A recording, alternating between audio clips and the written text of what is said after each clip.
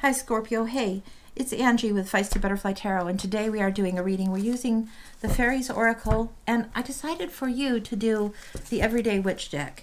And because it's everyday and because it reads in such a practical and approachable way, I thought, why not? Even if it is a witch deck, even if it's not Halloween, this is clear, very often clear. And I felt inspired to do this one for you, so that's what we're going to use when the time comes. Right now we're looking through the Fairies Oracle for you. And we're going to be looking at the theme of what's happening in your week. We're kind of going to look at some challenges, what the issues are going on right now, kind of what's coming towards you, opportunities you might see or come across, chances and changes, those kinds of things, and then the outcome and the solution. So that's how we're going to go about this. So we're starting with the Oracle of the Fairies.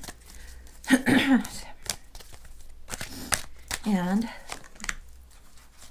wait for winter. We're in winter. Okay, what's this about? Says, during the colder months, the Fairy Queen of Winter will help you manifest your most heartfelt wishes, as long as your intentions are for the highest good of all. Wow, this is a big time of manifesting for you. I hope you can see that very clearly. Beautiful. The pure white light, the white on her wings. Amazing. So you're on the right course right now. Whatever it is that you need to manifest, want to manifest, the desires of your heart that are in alignment with spirit and in alignment with your own divine good are going to come forward more easily than you would imagine. Also, mind your thoughts, because what you send out is what's going to be on your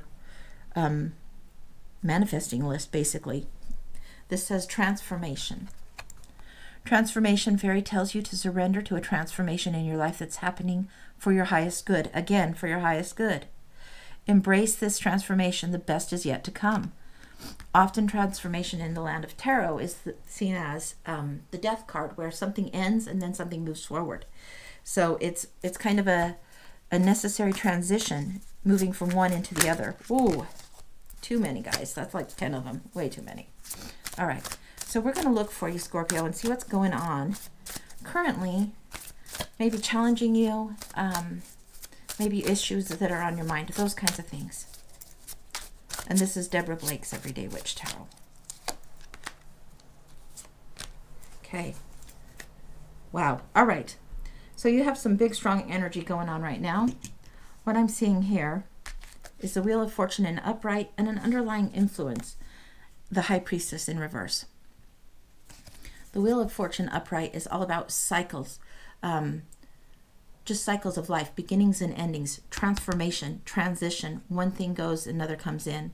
So this is what is going on for you right now. There's definitely a shift, and when this goes around, you have to reprioritize sometimes. What's higher priority? What do you let go? That kind of thing, okay? Then this came in reverse, backing this one, underneath this one. This is the High Priestess. The High Priestess is usually surrounded by two pillars, and it's usually like strength and mercy are the thoughts. And it's how you move forward through fear. Now, if it's upside down, the mystery and the secrets and the knowledge that the High Priestess has is an unknown thing. It's something that maybe you know subconsciously, but it's not in your conscious thoughts yet. In reverse, it seems like that secret is locked up even tighter for you. So this is a time very much for you to get tuned in and dial in. This is a time where mysteries have to unfold in their own timing with their own cycle. This is not a time for self-deception, self-sabotage. This is a time for inspiration. Tune in. When upside down, you're not acknowledging a truth or some kind of information, knowledge. You're avoiding something sometimes when this is in reverse. It can be an outright lie, or it can be just an unknown truth that you haven't remembered yet. So you'll know which resonates here. You have this cycle going on. Let's see what else. The challenge is to get in touch with your inner truth, okay? Face whatever fear it is and don't avoid. All right. So moving into opportunities and changes and chances. What's going on? Luck is on your side. When you get the Wheel of Fortune, fate is doing a good thing. Okay. Queen of Swords. Alrighty. We'll get one more here.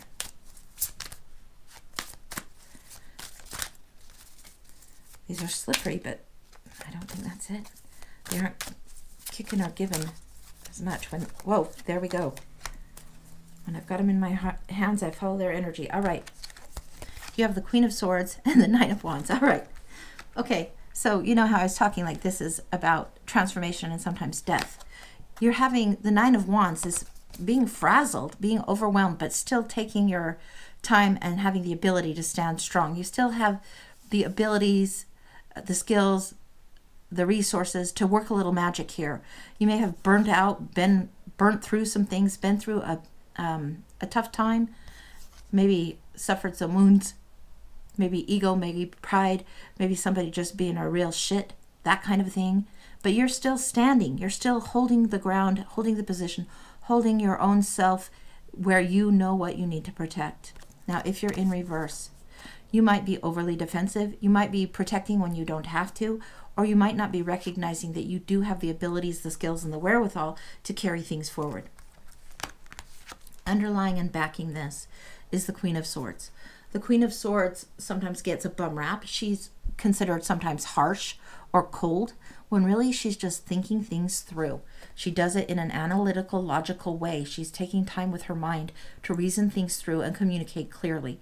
She's not overly sugary or overly sappy about things. She's just pretty straightforward and blunt. So if there is a blunt truth that you need to know, recognize, and acknowledge, you know what that is. You know what that is. If you have a friend or this energy around you and they tell you something, maybe you're feeling a little bit overly defensive and maybe feelings are getting hurt. But if this is a friend, an actual person that you're encountering, and they're telling you, recognize their intention and what their motive is when they speak this to you. It could be coming from a place of love. It could be coming from a place of knowledge that maybe they are trying to help prevent hurt. And it could be they're wrong. You'll know best. But don't just dismiss it because it might come across a little harsh. It's winter now. It's time to manifest. Get clear on your own thoughts. This could be very much a directive for you, to you, and not someone else at all. You will know best. So we're going to take a look again into the Everyday Witch deck and see if there's some solutions or maybe some likely outcomes if you're pursuing this, if you pay attention to these things. When this comes up in chance and opportunity, this is also things that might put you in this energy space that you might cross your path as this week unfolds. So be aware. All right, back to the solutions. Whoa, Scorpio. 1, 2, 3, 4, 5, 6. That is a lot. We'll keep that one. That one really wanted out, and we'll see if there's anything else. Woo. One more.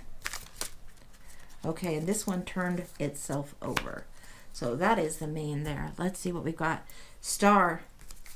Star card is all about healing. It's about looking forward, having inspiration, intuition, taking your time for self-care, nourishing yourself with healing waters, getting your emotions right. You have generally, she's pouring water into the river, the stream, the water here, the pool of water, and also on the earth. She's got plenty of emotion going on. She's got plenty of love. There's plenty of love around her. There is healing that needs to happen. It's a time for second chances and hope. So just be aware of this. Now we're going to look at these two. Okay. All right. You're getting yourself into a chaotic frenzy. You have a lot going on, and maybe some structure would help, maybe some organization, maybe cutting things out or using your time, your resources, your energy in a more structured manner might be useful. The Nine of Wands, you're feeling frazzled, and you feel like this is always coming at you. And a lot might be coming at you. But let's what's backing this. The Sun. This is a time where there's growth, there's happy family time, there's abundance, there's light being shed on everything. So maybe you're being brought into this knowledge in a bigger way versus this. You have to go through this and face up to whatever this knowledge is, or let the download and inspiration come into your soul and your spirit and in your mind. So you are aware of this. So you are holding that knowledge and the power of that knowledge and how to move forward.